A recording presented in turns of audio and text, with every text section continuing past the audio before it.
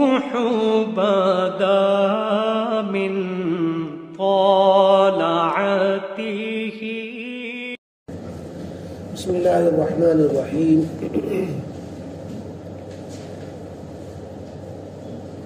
تیسرے پارے میں 11واں رکوع سورہ آل عمران کا تیسرا رکوع چل رہا ہے. سورہ آل عمران کی 25 آیات گزری ہیں. آیت نمبر 25 کے بعد ہے قل اللہم مالک الملک تؤتی الملک من تشاء وتنزع الملک ممن تشاء. اعوذ باللہ من الشیطان الرجیم. بسم اللہ الرحمن الرحیم. قل اللہم مالک الملک تؤتی الملک من تشاء وتنزع الملک ممن تشاء وتعز من تشاء وتذل من تشاء بيدك الخير إنك على كل شيء قدير.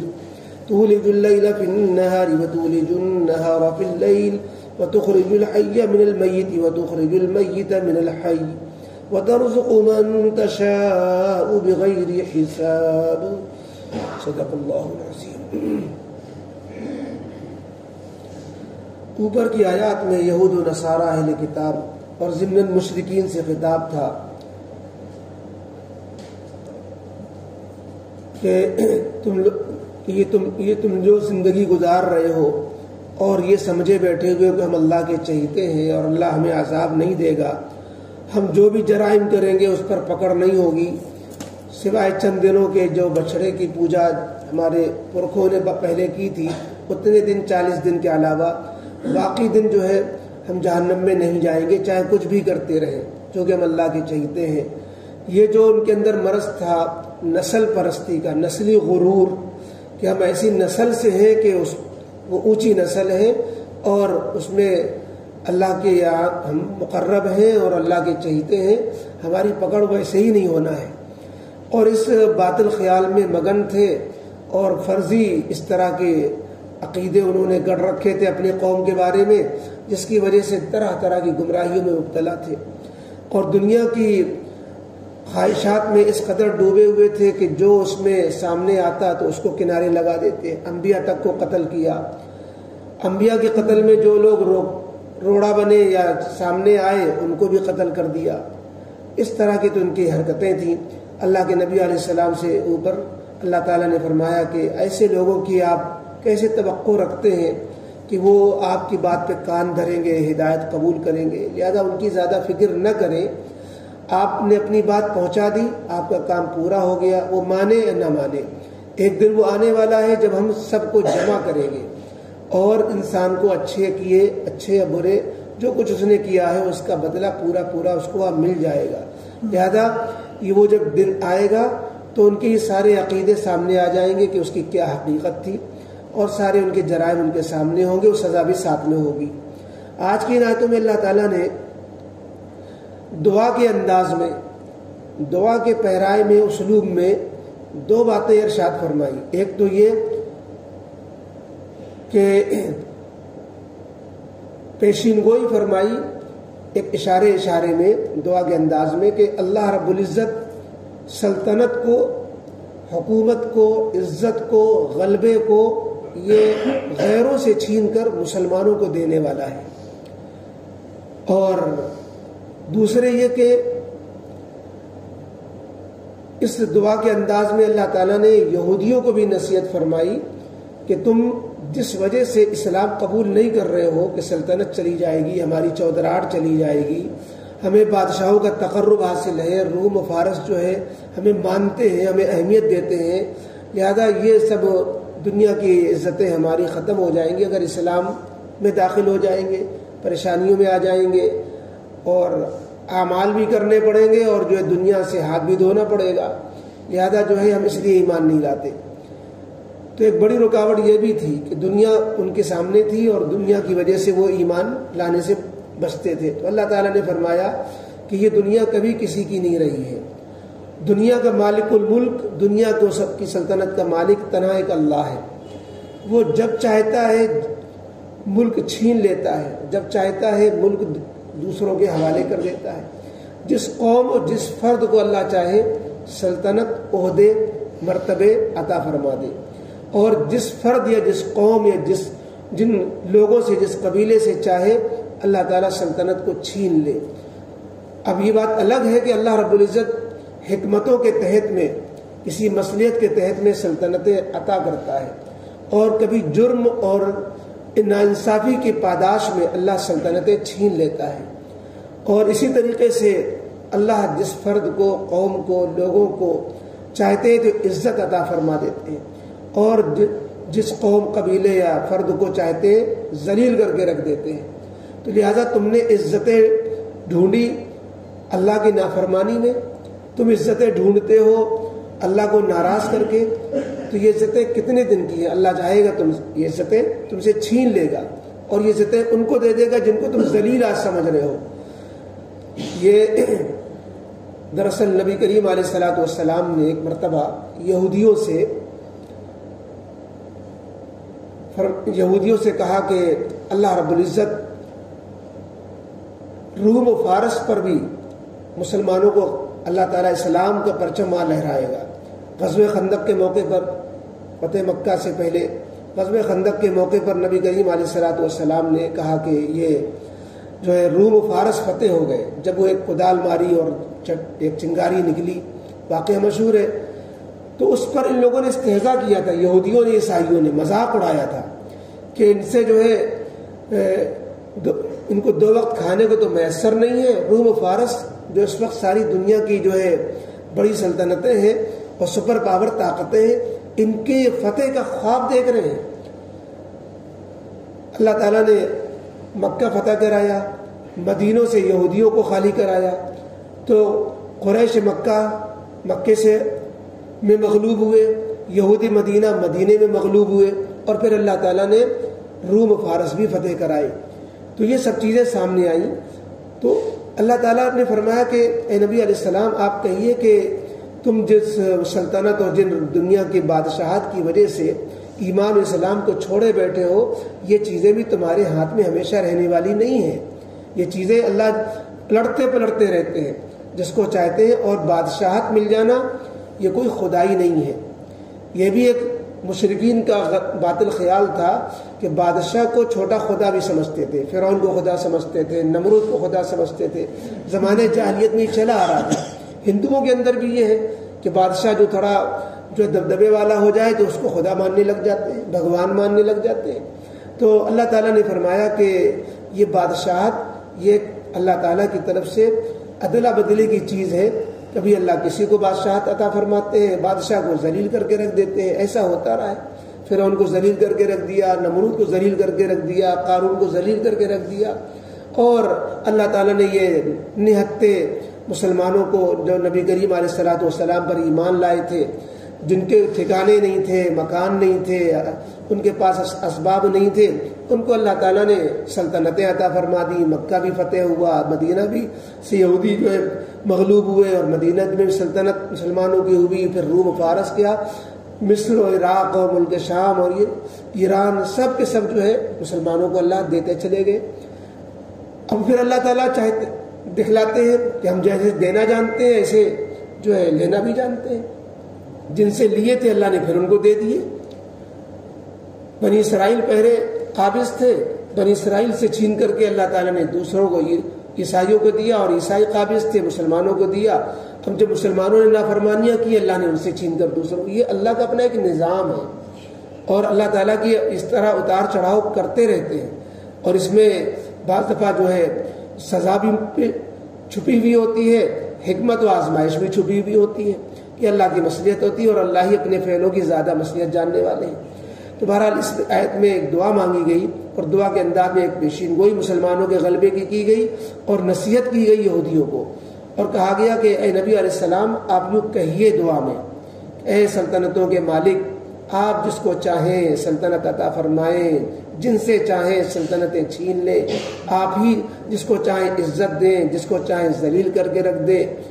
اس میں بھی جو ہے فرد کے اعتبار سے بھی یہ بات ہے، جس فرد کو چاہیں ذلیل کر دیں، جس فرد کو چاہیں عزت دے دیں۔ اور اللہ تعالیٰ نے عزت کی جو انتہا ہے وہ نبوت پہ جا کے ختم ہوتی ہے۔ دنیا کے اندر اللہ نے جو عزتیں عطا فرمائی ہیں عزت کا آخری مقام، عزت کی آخری کڑی اور عزت کا آخری درجہ مرتبہ ہے کہ انسان کو اللہ رب العزت نبوت کے مقام پر پہنچا دے۔ تو اللہ تعالیٰ جس سے چاہے عزت چھین لے۔ کیا مطلب؟ بنی اسرائیل میں نبوت چلی آ رہی تھی، بنو اسرائیل اور خاندان بنی اسرائیل میں نبی ہوتے چلے آ رہے تھے، اللہ تعالیٰ نے عزتیں بخشی ہوئی تھیں۔ جب دیکھا کہ بنی اسرائیلوں کی نافرمانی حد سے بڑھی، اللہ نے بنی اسرائیل سے چھین کر بنو اسماعیل میں، نبوت ملنے کے بعد تو نہیں چھینی جاتی، لیکن اللہ تعالیٰ جس خاندان میں نبوت رکھے ہوئے تھے اللہ نے خاندان چینج کر دیا، بنو اسماعیل میں نبوت عطا فرما دی، اور ذریتی محمد رسول اللہ صلی اللہ علیہ وسلم کو جو بنو اسرائیل میں سے نہیں، بنو اسماعیل میں سے تھے، اسماعیل علیہ السلام کے اولادوں میں سے تھے، اللہ نے وہاں نبوت عطا فرما دی۔ تو اللہ رب العزت جو ہے عزت کو، وہی عزت کا مالک ہے، جس کو چاہے عزت دے، جس کو چاہے ذلیل کرے۔ اور دنیا میں ایک تماشا انسان دیکھتے رہتا ہے، کون ہارتا ہے، کون جیتتا ہے، کس کو اقتدار ملتا ہے، کس کو حکومتیں ملتی ہیں، آج امیر ہے کل اسیر ہے، آج جو ہے جو لوگوں میں راج کر رہا ہے کل جیل میں پڑا ہوا ہے۔ یہ عزتیں ذلتیں دنیا میں اللہ دیتے ہیں اور چھینتے رہتے ہیں۔ آگے چونکہ یہ دعائیہ جملہ ہے تو آگے فرمایا بیدک الخیر، کہ اللہ آپ ہی کے ہاتھ میں ساری بھلائیاں ہیں، خیر اور شر، خیر ہو یا شر ہو سب اللہ کے ہاتھ میں، والقدر خیری و شری من اللہ تعالی۔ لیکن یہاں پر تذکرہ شر کا نہیں ہے، صرف خیر کا ہے کہ اللہ تیرے ہی ہاتھ میں ساری بھلائیاں ہیں۔ اس کی وجہ یہ ہے کہ جو چیزیں شر بھی نظر آتی ہیں وہ اللہ وہ مخلوق کے اپنے استعمال کے اعتبار سے، انجام کے اعتبار سے، ورنہ اللہ نے جس چیز کو پیدا کیا ہے اس میں کوئی نہ کوئی خیر و مصلحت ہی چھپی ہوئی ہے۔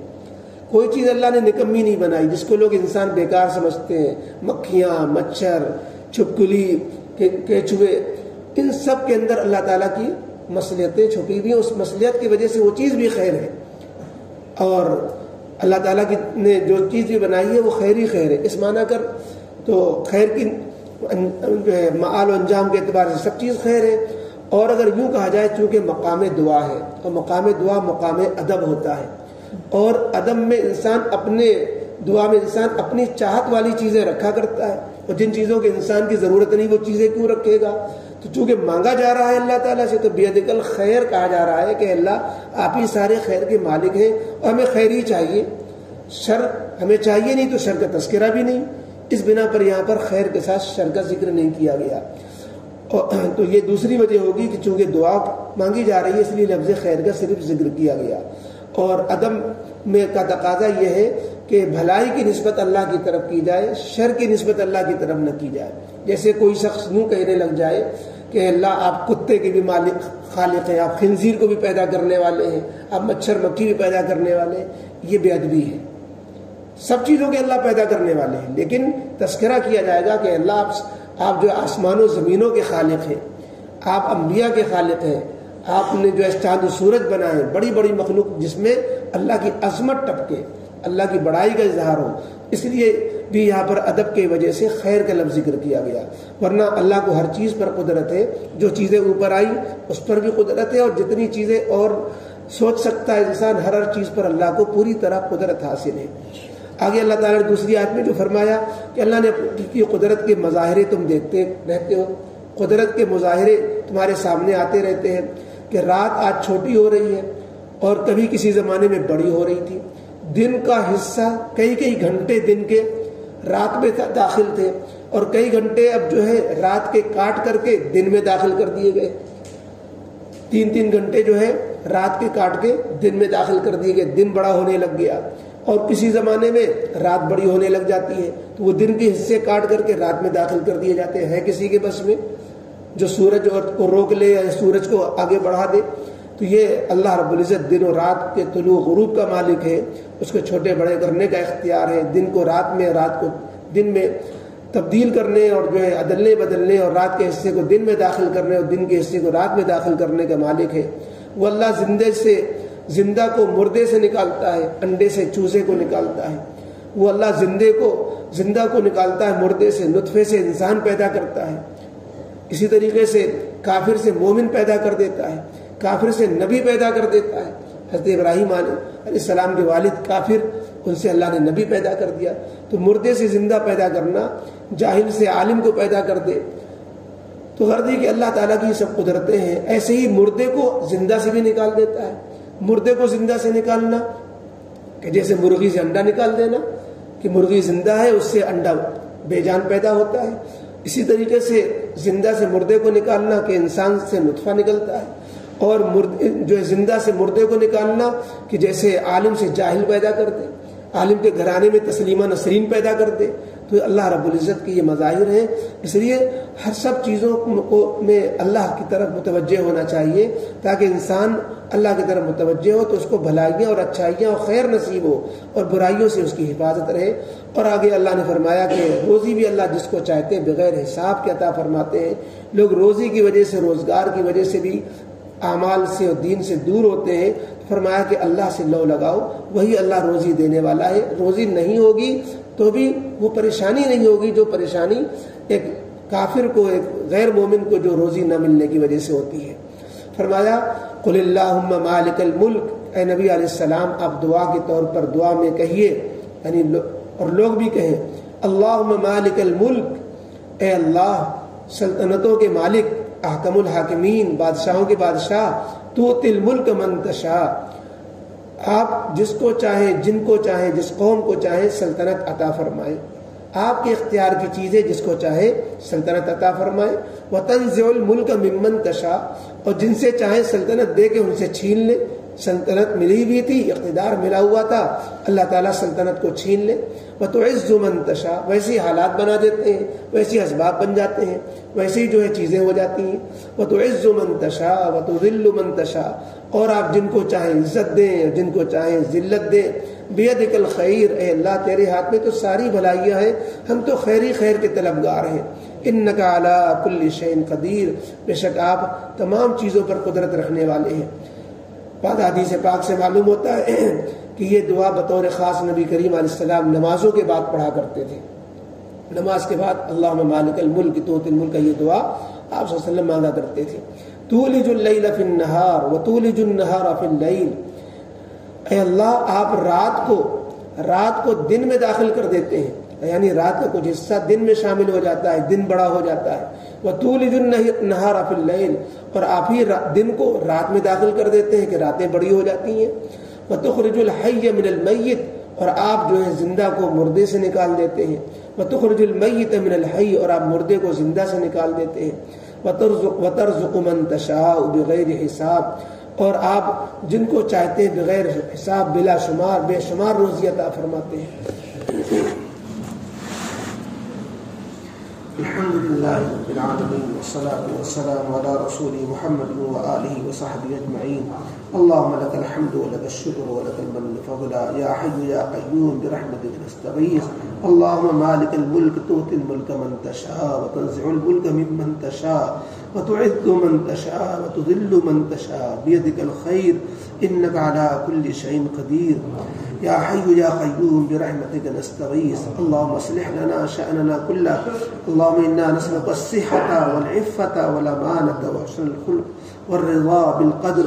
اللہم انا نسألک علما نافعا وعملا متقبلا ورزقا واسعا وشفاء من كل داء وصلی اللہ تعالی علی خیر خلقہ محمد وآلہ وصحبہ اجمعین برحمتک یا